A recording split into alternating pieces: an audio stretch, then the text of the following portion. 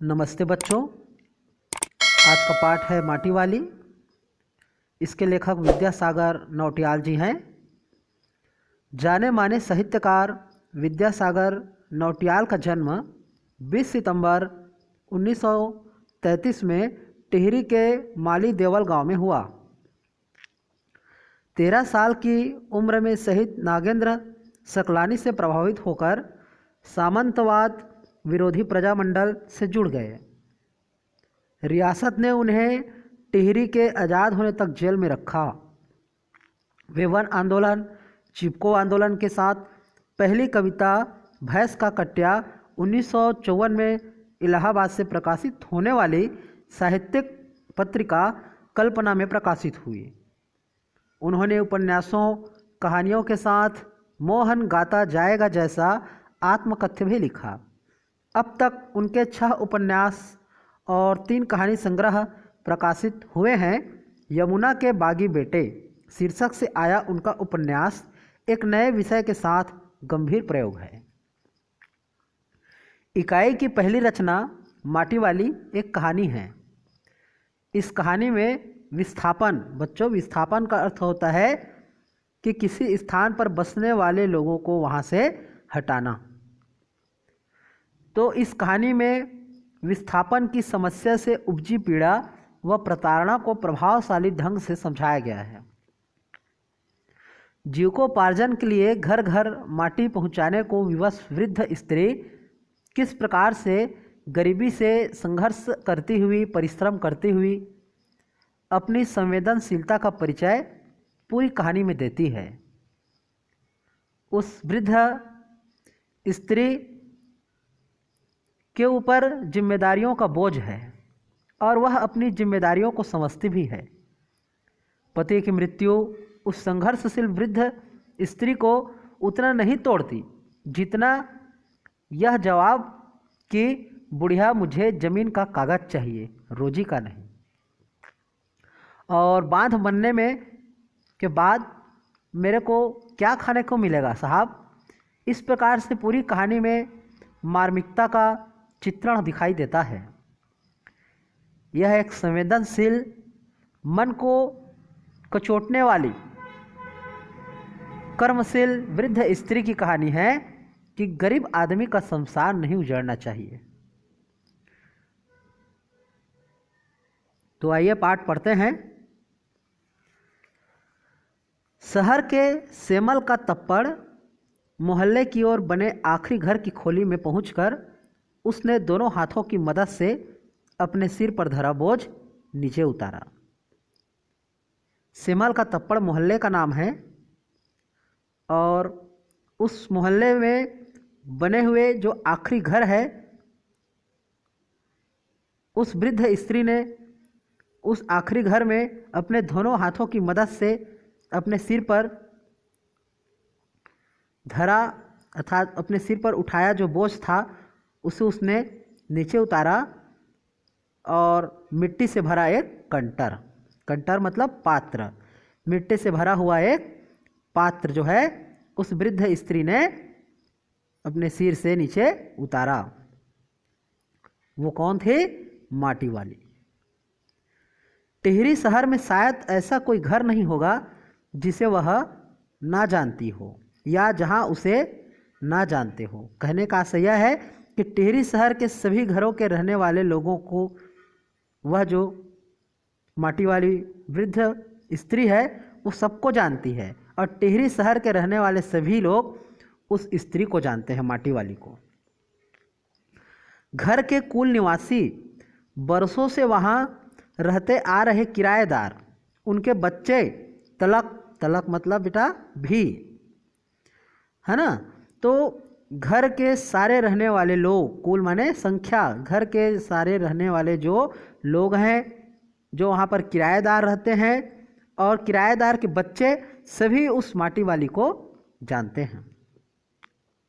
घर घर में लाल मिट्टी देते रहने के उस काम को करने वाली वह अकेली है और उस शहर में, उस मोहल्ले में, है ना, इस प्रकार के घर घर में लाल मिट्टी देने वाली वह एकमात्र जो है वृद्ध स्त्री ही है, उसका कोई प्रतिद्वंदी नहीं है, अर्थात उसके समान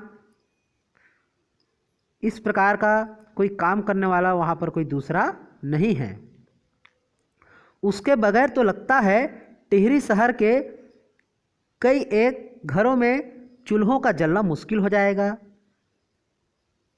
वह ना रहे तो लोगों के सामने रसोई और भोजन कर लेने के बाद अपने चूल्हों की चौकों की लिपाई करने की समस्या पैदा हो जाएगी। भोजन जुटाने और खाने की तरह रोज की एक समस्या।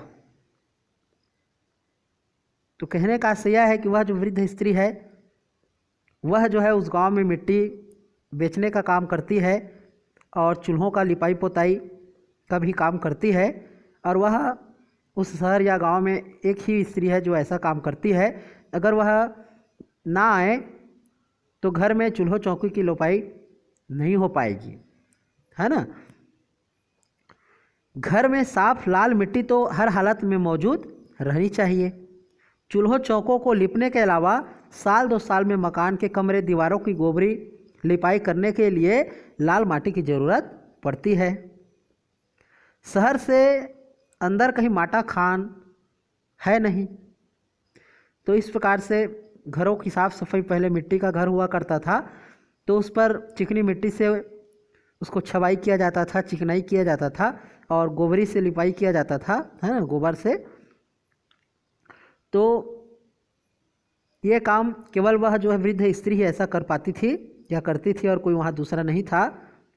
और उस शहर में माटा खान भी नहीं था, क्योंकि भागीरथी और भिलांगना 2 नदियों के तट पर बसे हुए शहर की मिट्टी इस कदर रेतीली है कि उससे चूल्हों की लिपाई का काम नहीं लिया जाता है। और जो वह शहर है वो भागीरथी और भिलांगना दोनों नदियों के किनारे पर बसा हुआ है, और किनारों पे बसा होने के कारण वहाँ की जो मिट्टी है वो रेतीली है, अर्थात वहाँ पर चिकनी मिट्टी नहीं है। तो घरों की लिपाई पोताई का काम वहाँ की जो रेतीली मिट्टी है उससे नहीं किया जा सकता है, छवाई का काम। आने वाले नए नए किराएदार भी अपने घर के आंगन में उसे देख लेते हैं। किसे देख लेते हैं? माटी वाली को। तो अपने आप माटी वाली के सभी ग्राहक बन जाते हैं, और घर घर जाकर माटी बेचने वाली नाटे कद की एक हरिजन बुढ़िया माटी वाली। तो घर घर में जाकर जो माटी बेचने का काम करती है या लिपाई पोताई का जो काम करती है वह छोटे कद की एक हरिजन बुढ़िया है।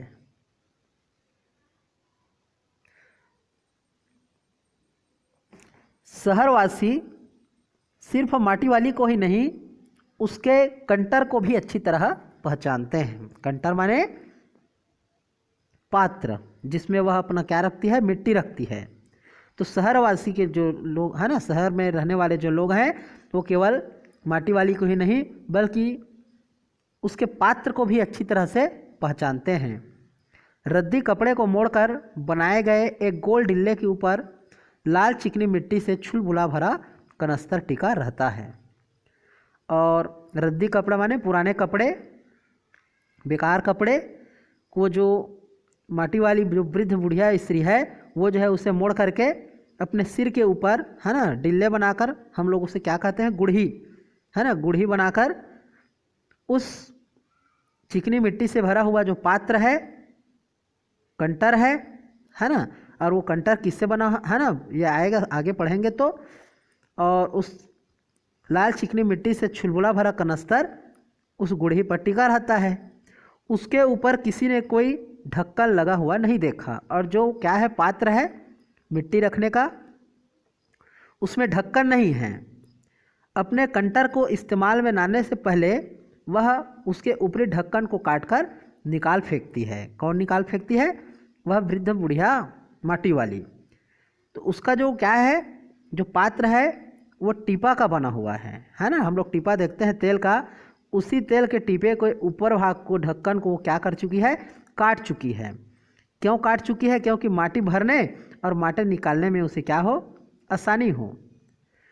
तो इस प्रकार से ढक्कन के ना रहने से मिट्टी आसानी से भरने और खाली करने में क्या है? उसे आसानी होती है। उसके कंटर को ज़मीन पर रखते रखते सामने के घर से 9-10 साल की एक छोटी लड़की कामनी दौड़ती हुई वहाँ आ पहुँची। और जैसे ही उसने अपने पात्र को ज़मीन पर उतारा तो एक कामनी नाम की 9-10 साल की लड़की दौड़ती हुई वहाँ पहुँची और उस माटी वाली के सामने खड़ी हो गई। और कामिनी बोलती है, मेरी माँ ने कहा है जरा हमारे यहाँ भी आ जाना। माटी वाली कहती है, अभी आती हूँ। घर की मालकिन ने माटी वाली को अपने कंटर की माटी कच्चे आंगन के एक कोने पर उड़ेल देने को कह दिया। जो घर की मालकिन थी उसने उस माटी वाली को कहा कि एक किनारे पर आंगन में अपना जो मिट्टी है ना, उसको क्या कर दो, अपने पात्र से खाली कर दो, है ना, वहाँ पर उड़ेल दो। और इस प्रकार मालकिन कहती है कि तू बहुत भाग्यवान है, चाय के टाइम पर आई है हमारे घर, भाग्यवान आए खाते वक्त। और इस प्रकार जो मकान मालकिन है वो कहती है कि तू बहुत भाग्यवान है, चाय के समय पर आई है, और भाग्यवान होते हैं जो खाने के समय आते हैं, तुम बहुत भाग्यवान हो। ऐसा कहकर वह मालकिन अपनी रसोई में गई और 2 रोटियां लेती आई। रोटियां उसे सौंप कर, अर्थात उस वृद्ध माटी वाली स्त्री को देकर वह फिर से अपनी रसोई में चली गई। माटी वाली के पास अपने अच्छे या बुरे भाग्य के बारे में सोचने का ज़्यादा वक्त नहीं था, है ना, क्योंकि जब वह उस घर में पहुंची तो मालकिन ने कहा कि तुम बहुत भाग्यवान हो, है ना, चाय के टाइम पर आई हो। तो जो बुढ़िया है वह क्या है, गरीब बुढ़िया है ना, दिन भर परिश्रम करती है तो कमा पाती है।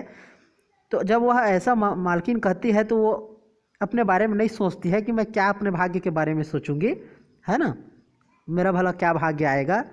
इस प्रकार वो इस बात को ज़्यादा अपने मन से नहीं लगाती है। और घर की मालकिन के अंदर के जाते ही माटी वाली ने इधर उधर तेज निगाहें दौड़ाई, अर्थात माटी वाली ने इधर उधर क्या है देखा। हाँ, उस वक्त वह अकेली थी और जिस समय उसने इधर उधर देखा, है ना, उस वृद्ध स्त्री ने, तो कोई वहाँ पर नहीं था। तो उसने क्या किया, जल्दी से अपने सिर पर धरे डिल्ले के कपड़े के मोड़ों को हड़बड़ी में एक झटके से खोला। हड़बड़ी क्यों?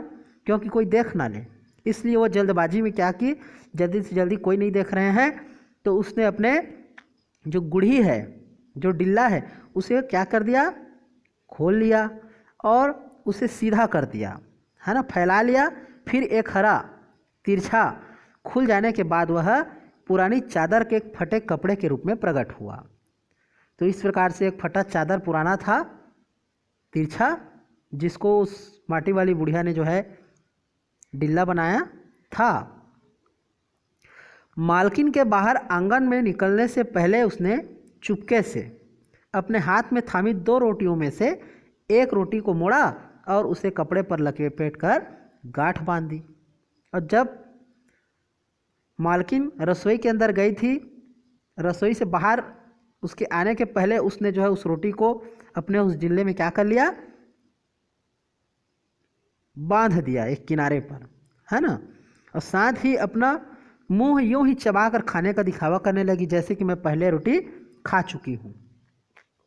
घर की मालकिन पीतल के एक गिलास में चाय लेकर लौटी और इस प्रकार रसोई से घर की जो मालकिन है वो क्या है, पीतल के गिलास में एक जो है वह चाय लेकर बुढ़िया के पास आई और उसने उसे ज़मीन पर रख दिया। ले, सद्दा बासी सा कुछ नहीं है, अभी इसे चाय के साथ निकल जा। तो सद्दा बासी कहने का से क्या है बेटा, ताज़ा, अभी ताज़ा कुछ भी नहीं है, है ना, ले, ताज़ा बासी सा कुछ नहीं है, अभी इस चाय के साथ निकल जा, है ना। कहने का यह है कि इस रोटी के साथ अभी घर में सब्जी नहीं है तो इसे जो है तू चाय के साथ ही निगल जा। माटी वाले ने खुले कपड़े के एक छोर से पूरी गोलाई में पकड़कर पीतल का वह गर्म गिलास हाथ में उठा लिया। और गिलास पीतल का क्या था, चाय, उसमें चाय था। तो चाय गर्म होने के कारण पीतल भी गर्म था। तो उस पात्र को कपड़े का सहारा लेकर के वह जो माटी वाली बुढ़िया है उसने उसे उठा लिया और अपने होठों से गिलास के किनारे को छुआने से पहले शुरू में उसने उसके अंदर गर्म चाय को ठंडा करने के लिए सू सू करके उस पर लंबी लंबी फूंके मारी। इस प्रकार से उसने फूंके मारी। तब रोटी के टुकड़े को चबाते हुए धीरे धीरे चाय सुड़कने लगी। इस प्रकार वह जो है चाय पीने लगी। चाय तो बहुत अच्छा साग हो जाती है ठकुराइन जी। ऐसा किसने कहा? उस वृद्ध बुढ़िया ने कहा कि चाय तो अपने आप में साग के ही समान है ना। जैसे साग से रोटी खाते हैं वैसे अगर चाय से भी रोटी खाएं तो वह साग ना होने पर भी है ना साग के ही समान ताज़ा और रोटी को मुलायम बनाने वाली, रोटी को स्वादिष्ट बनाने वाली होती ही है ठकुराइन जी। भूख तो अपने आप में एक साग होती है बुढ़िया।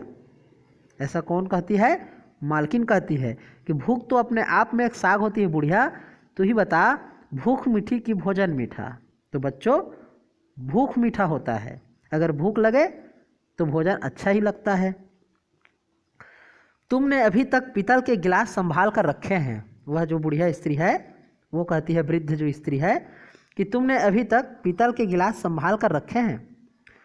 पूरे बाजार में और किसी के घर में अब नहीं मिल सकता है ये गिलास, है ना। क्योंकि उसको मालूम है कि वह उस शहर में जो वृद्ध माटी वाली स्त्री है वो सबके घर जाती आती है ना, मिट्टी देने का काम करती है, लिपाई पुताई का काम करती है।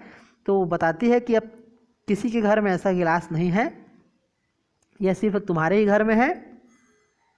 तो मालकिन कहती है कि इनके खरीदार हमारे घर में कई बार आए और चक्कर काट के लौट गए।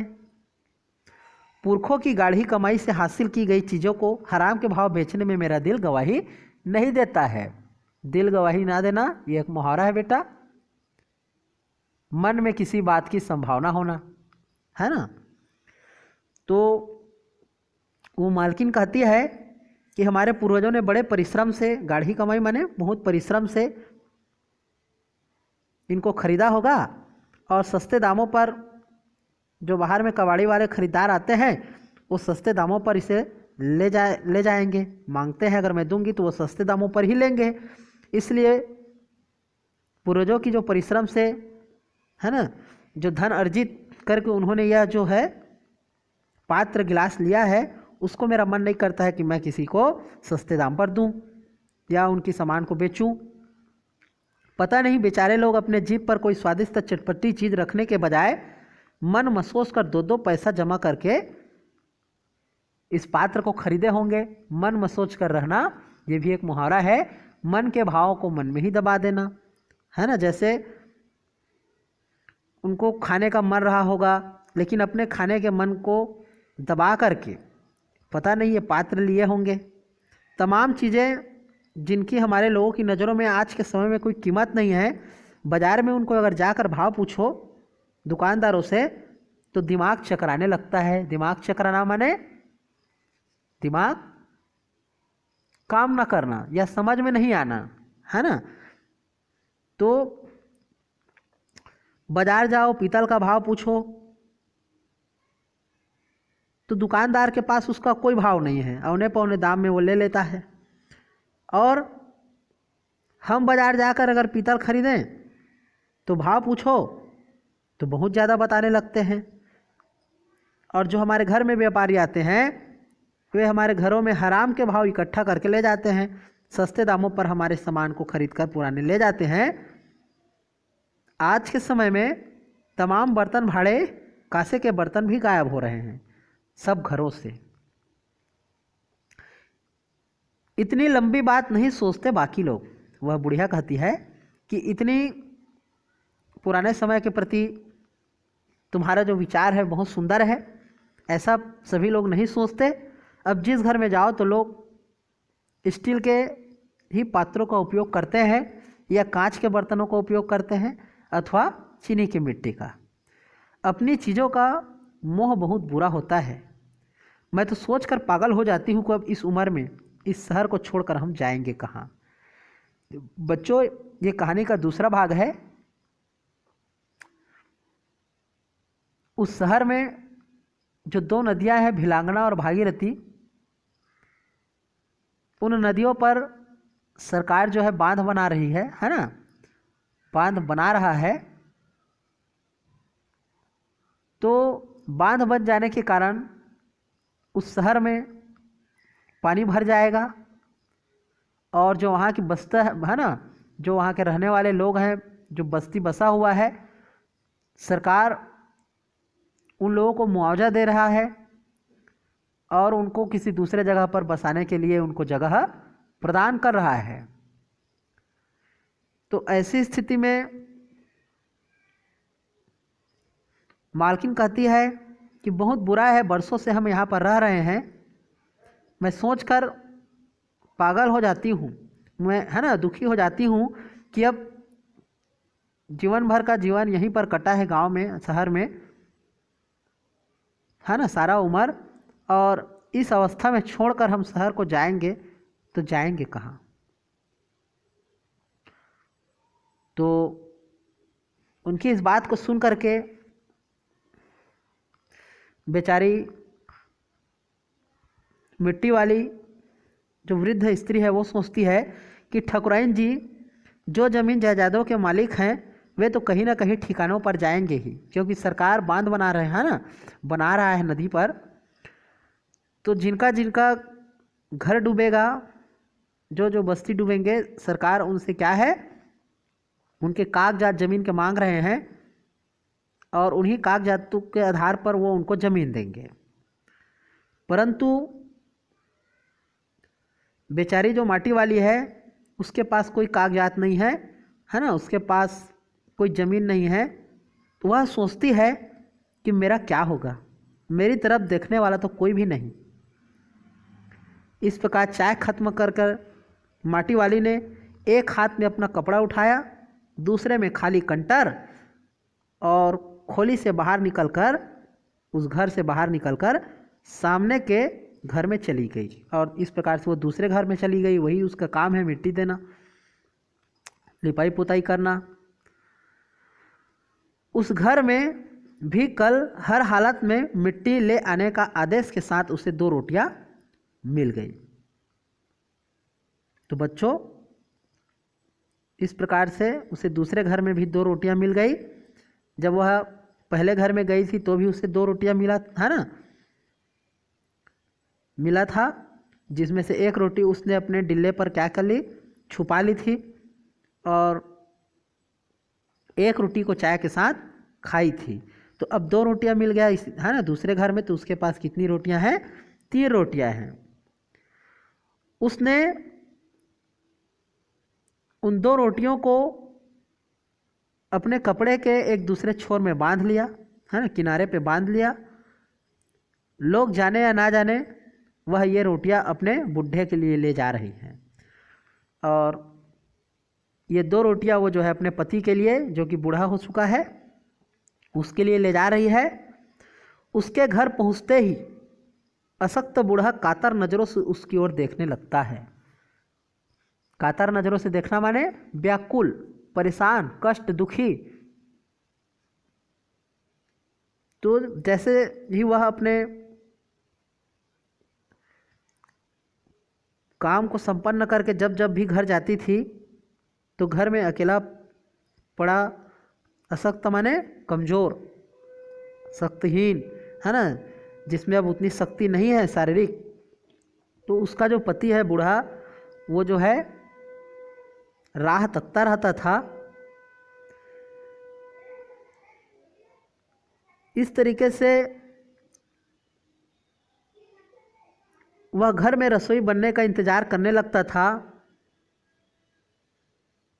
आज वह घर पहुंचते ही 3 रोटियां अपने बुढ़े के हवाले कर देगी, उसे सौंप देगी, है ना। और रोटियों को देखते ही वह चेहरा खिल उठेगा। चेहरा खिल उठना माने प्रसन्न होना। रोटी लेकर आई है मेरी पत्नी, ऐसा सोच करके बुढ़ा क्या हो जाएगा, प्रसन्न हो जाएगा। ऐसा सोचते हुए बुढ़िया जो है अपने घर की ओर चलती है।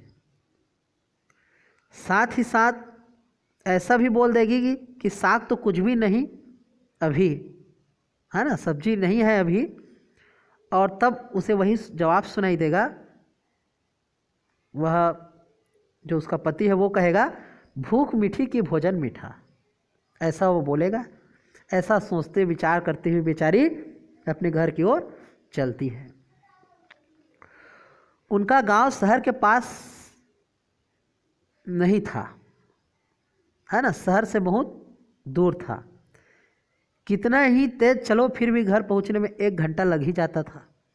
जो बुढ़िया का गांव है वो टिहरी शहर से इतना अधिक, है ना, कहने का मतलब यह है कि दूर है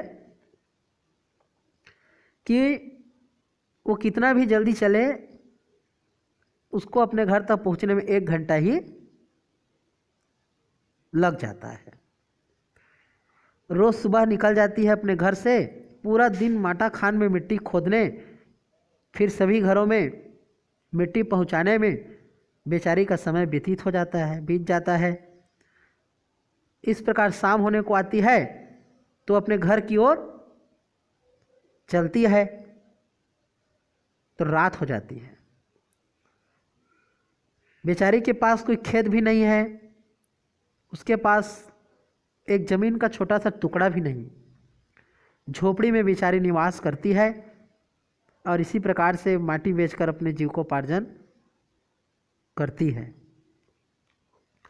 जहाँ झोपड़ी बनाकर रहती है वह भी स्थान एक ठाकुर का जमीन है जिस पर बेचारी झोपड़ी बनाकर रहती है। और उसके बदले में, एवज माने बदले में, उस भले आदमी के घर पर माटी वाली को कई तरह की बेकार काम करना जो है बेचारी को करनी पड़ती है। बेगारी काम करना माने दबी हुई है बेचारी, है ना, उसके ज़मीन पर अब घर बनाकर रहती है, झोपड़ी बनाकर रहती है, तो एक प्रकार से कर्जे में डूबी हुई है, जिसके कारण उसे कई प्रकार के जो है जो काम भी नहीं करना चाहिए वो भी वो काम करती रहती है। शोषण की बेचारी शिकार है। इस प्रकार वह आगे सोचती हुई जा रही है कि नहीं, आज वह एक गठरी में बदल गए। अपने बुढ़े को कोरी रोटियां नहीं देगी। कोरी रोटियां माने खाली रोटी नहीं देगी। माटी बेचने से हुई आमदनी से उसने 1 पाव प्याज खरीद लिया। इस प्रकार जो वृद्ध स्त्री है उसने अपने पति को खाली मैं रोटी नहीं, है ना, दूंगी, ऐसा सोच करके उसने जो है 1 पाव प्याज खरीद लिया और मन में कहती है कि प्याज को मैं बढ़िया कूट कर जल्दी से जल्दी उसे क्या कर दूंगी, तल दूंगी तेल से। फिर बुढ़े को पहले रोटियां नहीं दिखाऊंगी, पहले मैं सब्जी बनाऊंगी और फिर सब्जी के साथ उसे 2 रोटियां परोस दूंगी। लेकिन अब वह 2 रोटियां नहीं खा सकता। क्यों नहीं खा सकता? क्योंकि वह बहुत बूढ़ा हो चुका है, अब वह पचा नहीं पाएगा। ज़्यादा से ज़्यादा अगर खाएगा तो 1.5 ही रोटी खा, है ना, 1.5 रोटी खा पाएगा। बाकी जो बचे 1.5 रोटी है वो माटी वाली अपना काम चला लेगी, क्योंकि 1 रोटी तो पहले से उसने अपने पेट में जमा कर चुकी है, अर्थात पहले वो मालकिन के यहाँ खा चुकी है। अगर मेरा पति ज़्यादा से ज़्यादा खाएगा, बूढ़ा हो चुका है, तो 1.5 रोटी खा जाएगा, आधा जो बचेगा उसे मैं खा लूँगी, क्योंकि पहले से मैंने 1 रोटी खा चुकी है। ऐसा वो बेचारी मन में सोचते हुए चली जा रही है। और इस प्रकार ऐसे सोचते सोचते बुड़बुड़ाते हुए वह अपने घर पहुंची। उसके बुढ़े को अब रोटी की कोई ज़रूरत नहीं रह गई थी।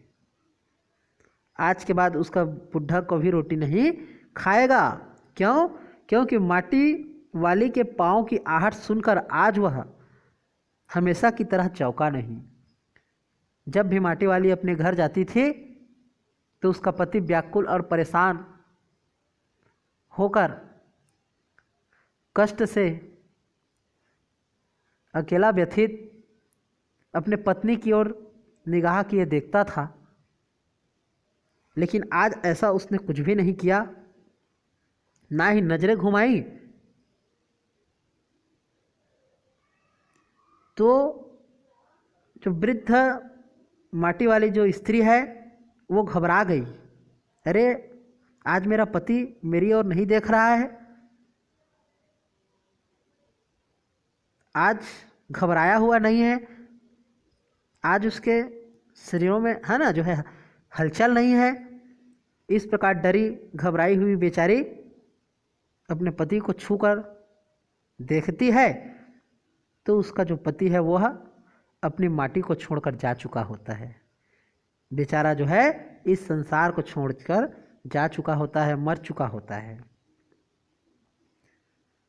टिहरी बांध पुनर्वास के साहब ने उससे पूछा कि वह रहती कहाँ है। टिहरी बांध पुनर्वास, पुनर्वास का मतलब होता है कि दूसरे जगह पर लोगों को बसाना। कैसे लोगों को? जहाँ पर सरकार जिस क्षेत्र पर किसी भी प्रकार की योजनाएं लागू करता है विकास के लिए, है ना, तो वहाँ के रहने वाले लोगों को सरकार किसी दूसरे स्थान पर उनके ज़मीन के बदले ज़मीन या मुआवजा देता है ताकि वो कहीं दूसरे स्थान पर जाकर बस सके। तो आज वहाँ जो दो नदियाँ हैं, भिलांगना और नर्मदा, भिलांगना और क्या नदी है आप ही बताइए बच्चों, पढ़ चुके हो आप? दो नदियों का नाम भिलांगना और भागीरथी। तो दो नदियाँ हैं, है ना। आज उन पर शासन ने बांध बनाने का विचार कर लिया है, तो वहाँ के लोगों को पुनर्वास के लिए वो क्या कर रहे हैं, किसी दूसरे जगह पर स्थान दे रहे हैं। तो कैसे लोगों को दे रहे हैं? जिनके पास उनकी ज़मीन है, उनकी ज़मीन का उनके पास कागजात है। तो साहब पूछते हैं उस वृद्ध स्त्री से, माटी वाली से, कि क्या तुम्हारे पास तुम्हारे ज़मीन का कागजात है? क्या तुम अपने घर का प्रमाण पत्र तहसील से ला सकती हो? तो बेचारी बोलती है कि मेरी ज़िंदगी तो इस शहर के तमाम घरों में माटी देते हुए गुजर गई साहब। मैंने तो पूरे अपने जीवन में माटी सबके घरों में लिपाई पुताई का काम किया और उसके एवज में जो पैसा मिला उसी से मैंने अपने जीवन जिया साहब। तो तुम माटी कहाँ से लाती हो? माटा खान से लाती हूँ माटी। वह माटा खान चढ़ी है क्या तेरे नाम? अगर है तो बता, हम तेरा नाम लिख देते हैं। नहीं नहीं साहब, माटा खान तो मेरी रोजी है, मेरी कहाँ। बुढ़िया हमें ज़मीन का कागज चाहिए, रोजी का नहीं। बांध बनने के बाद मैं क्या खाऊंगी साहब। आज बेचारी बुढ़िया परेशान है, दुखी है, क्योंकि आज बांध बन जाने के कारण जहाँ पर बेचारी रहती है झोपड़ी बनाकर, वो स्थान डूब जाएगा। उस स्थान के जो मालिक हैं ठाकुर, उस जमीन का उसको मुआवजा मिल जाएगा, उस घर के बदले में उसे दूसरा घर किसी दूसरे स्थान पर मिल जाएगा। परंतु बेचारी माटी वाली की अपनी कोई ज़मीन नहीं है,